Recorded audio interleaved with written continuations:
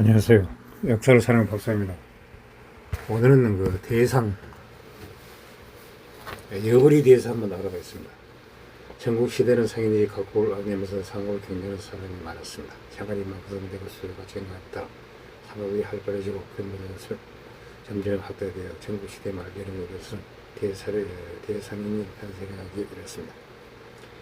양책 지금 하남선 출신 여부는 이 시대를 대표하는 대실학가로 여러 나라를 왕래하면서 현금의 재산은 큰 보좌가 되었습니다. 여러 나라를 왕래하기 때문에 그게 쉽게 남다른 데가 있었다고 합니다. 또한 모든 일에 대한 감시관이 뛰어났습니다. 여부리가 어느 날 상관계로 전달할 수도 한달에 왔습니다. 우연한 기회에 진나라에서 임진을 와 있는 진나라 왕 선자 자초를 만나게 됐습니다. 자초를 만나고 여부리는 이것이야말로 귀하로다. 서둘러나 가치가 있다고 크게 혼자 말했습니다. 귀하는 말할 것도 없이 진견, 선품으로 우연히 얻게 된 진견 물건이라는 뜻입니다. 보통 사람들은 대수롭지 않게 여기는 상품이죠. 그 방면의 전문가가 보기엔 매우 가치가 있었습니다. 그것도 지금 당장 값이 나가는 게 아니고 얼마 동안 간직하고 있으면 아주 고가로 팔 수 있는 것이 라고 생각했습니다. 그러면 왜 진나라의 인재를 자체가 귀화란 말인가? 전국시대의 북한서로 여러 제국들이 서로 인재를 교환하는 데 있어서 약한 나라에서는 강한 나라로 보는 인재는 태자와 같은 아주 중요한 인물을 보내하였습니다. 강한 나라에서 약한 나라로 보려는 인재는 의왕이 대대적으로 그다지 중요한 인물이 아닌 왕족의 한 사람으로 보려는 것이 당시의 관례였습니다. 진나라에서 전나라 보내서 인재를 잡초는 진나라 소왕의 둘째 아들 안국본의 가운데 아들이었고 그의 어머니는 화희였습니다.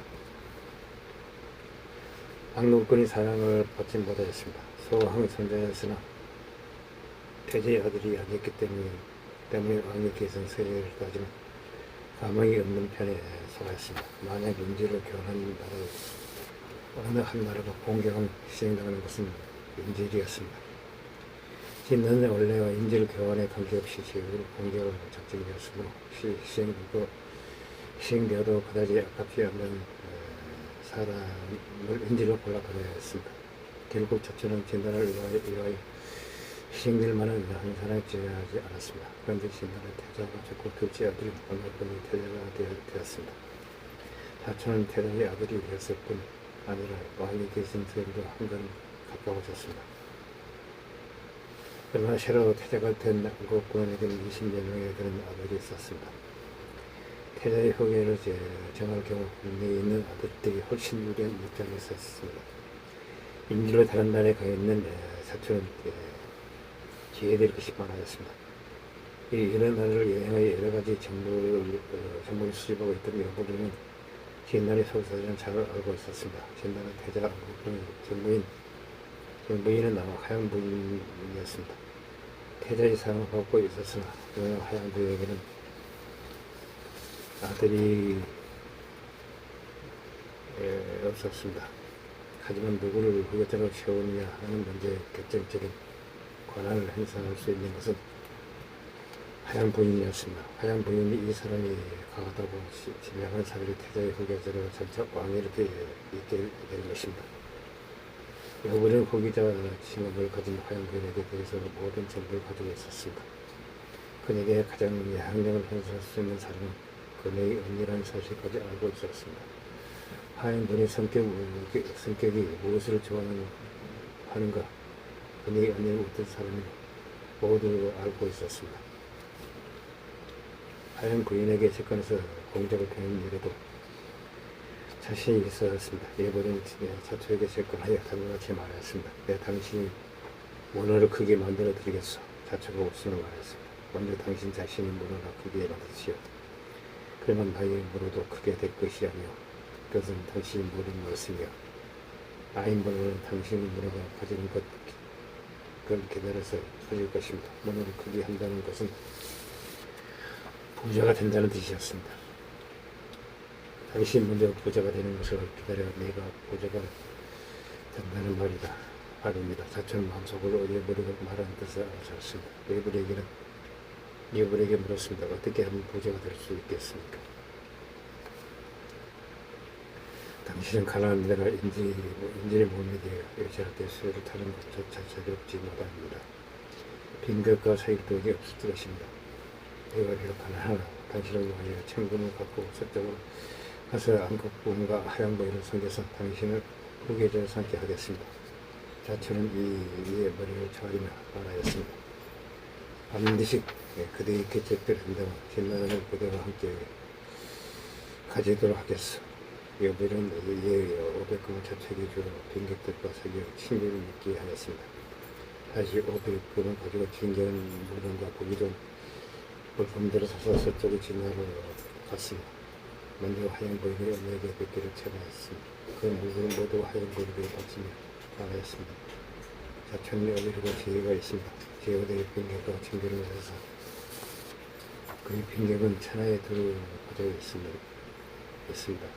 항상 말하기를 자천은 부인은 하얀 부인은 하늘 자매이고 밤낮으로 울면서 태도와 부인을 사모하고 있습니다. 부인은 매우 고통하였습니다. 여부는에 이어 그의 언니를 시켜서 하얀 부인의 언니를 시켜서 부인을 설득하게 하였습니다. 지금 부인께서는 태자를 섬기어 매우 사랑을 받습니다. 그러나 아들이 없습니다. 나이가 젊고 아름다울 때 일찍이 임금이 이를 아들 가운데 현명하고 효다는 자를 골라서 청년하게 결속하고 천가지 후계자로 삼지 않으면 얼굴빛이 무시하여 늙어서 인간의 사랑에 희해진 데는 한마디 말을 하려고 한들 어찌 먹히겠습니까? 지금 자초는 현명하나 스스로 자신은 정관사에 있는 아들이니 후계자가 될 수 없다고 생각하고 있습니다. 부모님께서 이때 그를 선마에 후계자로 섬긴다면 자초에게는 어떤 나라가 생기는 것이고 부인에게는 어떤 아들이 생기는 것이니 부인의 일생 동안 진만에게 은총을 비를 것입니다. 하얀 부인의 마음을 움직이게 한 것은 500금에 해당하는 선을 받아도 나이가 들어 얼굴빛이 늙어 보이면 임금 사랑이 끊기며 한마디 말도 할 수 없다는 자신의 상대 문제에 대해 의표를 지은 그의 언니의 말이었습니다. 자신이 직접 후계자를 지명한다는 내연을 상대방에게 평생도록 깊은 감사의 뜻을 풀어내는 것이 됩니다. 하얀 부모 보이는 언니가 하는 말에 고개를 끄덕였습니다. 그의 언니의 말이 옳다고 생각하고 태자의 한간탄을 엿보고 조용히 입을 열었습니다. 전날에 인류가 가 있는 자초는 현명하다는 소문이 사고하며 퍼지고 이곳에서 예화하는 사람들이 모두 다 진출합니다.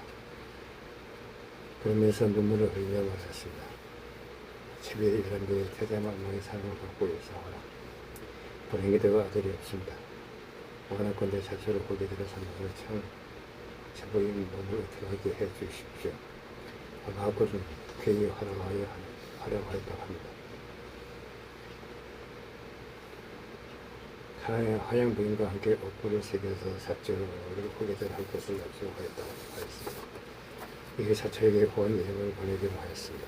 여러분에게도 그것을 전달하게 하였습니다. 이래서 자천상 여유 있는 생활을 할 수 있게 되었습니다. 빈객과의 친구도 활발해졌습니다. 전달의 수로 한 달은 산하에 이른다는 책항이었습니다. 보호하던 일해버린 돈을 미끼로 빼앗게 입고 친밀하친 여인을 얻어서 살고 있었습니다. 그녀는 임신하고 있었습니다. 잃어버린 어느 날 사촌 초대해 술을 마시게 되었습니다. 사촌도 이 여인은 잃어버린 애인을 보자 그만 한눈에 반해버렸습니다. 사초가 잃어버리에게 술잔을 올려서 그 여인을 자기에게 달라고 청하였습니다. 잃어버리는 매우 불쾌한 척하였으나 다시 생각 이미 자신의 전 재산을 기울여 사초를 돕는 것은 귀한 이득을 얻기 위한 것이고 깨닫고 드디어 그 미애를 사초에게 보내기로 하였습니다. 그때 미애는 스스로 자기가 임신하고 있음을 느꼈다가 달이 찾아 아들 진나라 정 앞으로 진시황이 된 정을 낳았습니다. 자초는 물론 자신의 아들이라고 생각하고 그 미애를 부인을 세웠습니다. 이 자초의 아들 지은이 바로 후에 육국을 멸망시킨 천하를 통일한 진시황제였습니다. 시황제의 탄생을 진나라 소왕 48년, 기원전 259년 정월이라고 기록되었습니다. 시황제가 태어난 2년 후 그는 생명이익을 맡게 되었습니다. 진나라 소왕 50년, 진나라가 왕을 장군으로 하여금 군사를 건비하여 하여 한달을 포위하여 공격하였습니다. 전날에서는 인질을 잡고 있는 자초를 죽이고자 하였습니다. 여기는 자초 모의하여 한국 500톤을 감시하는 여자에게 내물로도 탈출하여 진나라 군주에 있다가 진나라로 돌아오게 되었습니다. 전날은 나머지 자초의 처자를 죽이고자 하였습니다. 자초의 부인은 진나라 본명시도로 일탈하였으므로 어린 아들과 함께 무사히 살아날 수 있었다고 합니다. 자초의 처자가 무사히 할 수 있었던 이면에는 여불이 사연 대비가 있었습니다. 여불은 만일의 사태에 대비하여 미리 그들의 인생체를 마련해 봤습니다.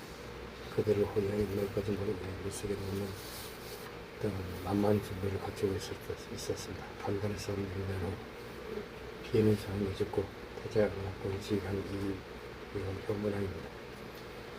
현문왕이 즉위하자 자초를 태자로 삼았으며 전날에서는 자초의 부인과 아들을 정을 받들어 진나라에 돌아버렸습니다. 당시에는 1년의 박상 기간이 지난 후에야 정식으로 즉위식을 거행하는 것이 관례로 되어 있었습니다. 진나라 소의 왕의 죽음으로 1년 이상 상기를 마치고 즉위식을 올린 후면 즉위 3일 만에 죽으니 이에 태자가 있던 자초가 진나라 왕이 되었습니다. 이어 곧 장량왕으로 장량왕은 자기를 태자로 지배하는 화양태우라고 하고 생모인 하이를 높여서 태우라고 하였습니다. 여불이 예견을 적정하였습니다. 과연 자초는 귀하인데 틀림이 없었습니다. 장량왕이 즉위하자 여불이는 승상을 삼고 명신으로 봉하여 하남 나장의 10만원을 시험으로 주었습니다. 장량왕이 즉위한 지 3년 만에 죽으니 태자상이 임금이었습니다. 즉 진시황입니다. 진시황은 원년은 기원전 246년 이때 그의 나이 13세의 소년이었습니다. 여비를 높여서 삼국으로 삼고 중부라 불렀습니다. 춘추시대의 첫 번째 패자 제항공이 관직을 중부라고 부른 고사를 본받은 것으로 원래의 뜻은 아버지의 동생, 즉 숙부라는 뜻입니다.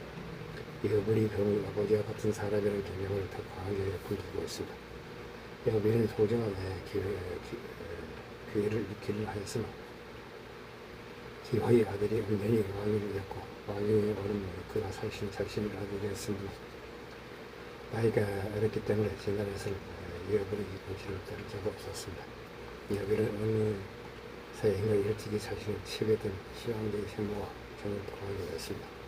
옛날에 관계했던 여인이었지만 지금은 은연히 태국의 신분을 받은 여자가 되었습니다. 여불은 대담하게도 그런 여인과 관계를 이루는 것입니다.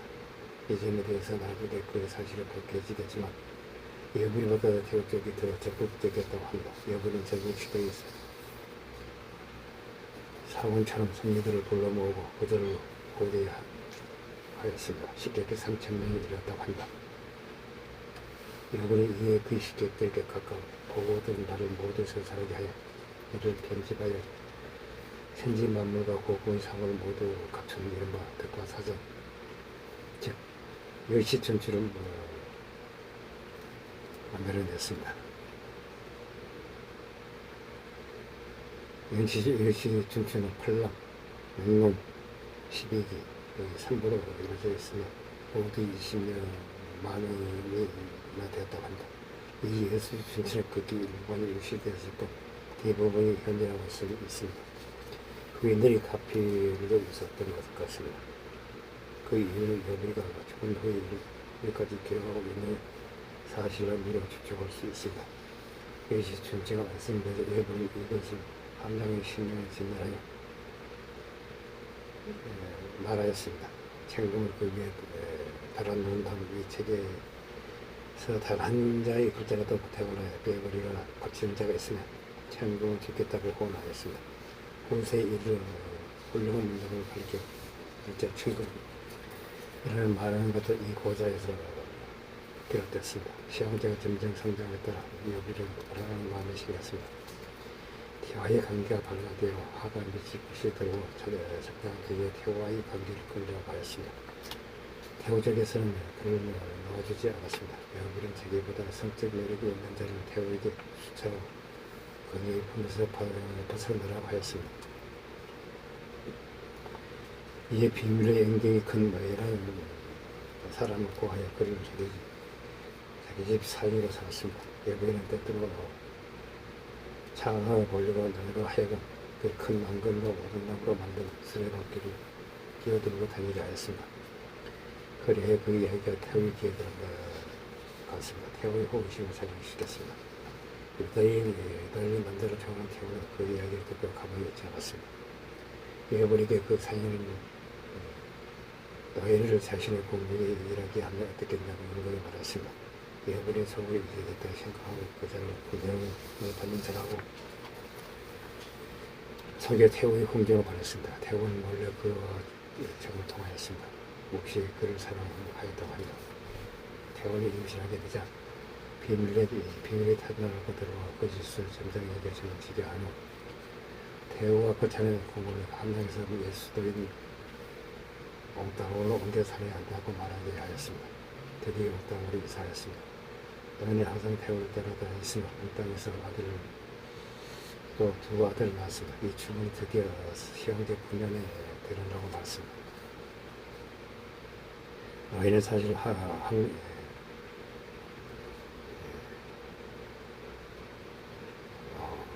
환자가 아니며 항상 태우와 제공을 통하는 두 아들을 낳아 모두 숨기고 태우의 모양을 말하기를 왕의 지금은 내 아들로 하고 계절을 삼자고 한다고 말한 자가 있었습니다. 지금은 너희를 합리에게 있는 게 신문하게 하였습니다. 그의 증언을 폐기를 하여 드러났습니다.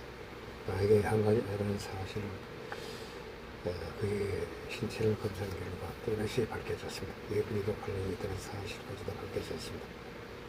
너의 삼족을 멸하고 그의 사인들을 모두 파편을 몰수하였습니다.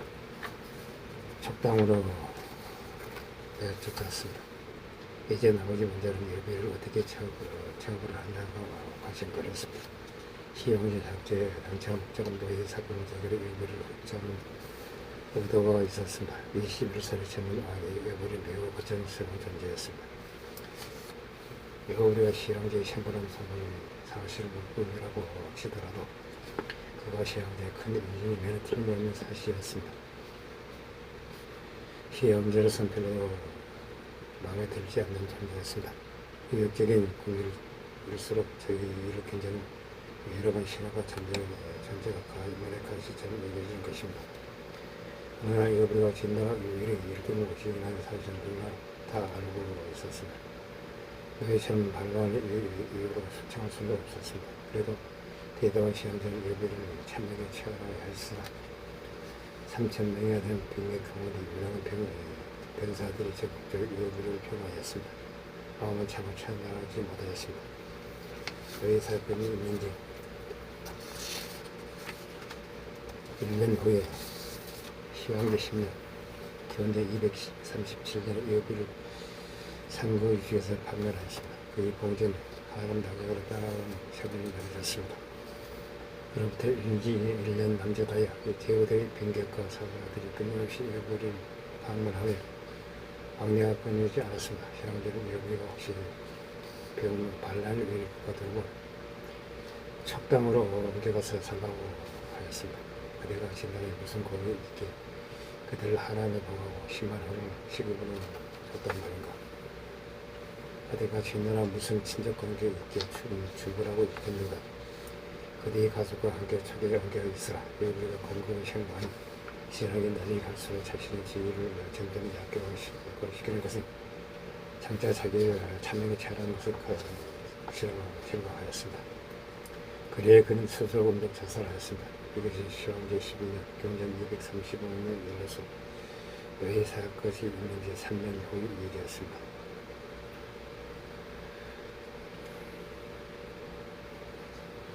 이상 대상 여부리가 어떻게 출세를 하였는지 또 어떻게 비참하게 죽었는지에 대해서 한번 알아봤습니다. 당신 부족합니다. 양해 부탁드립니다. 감사합니다.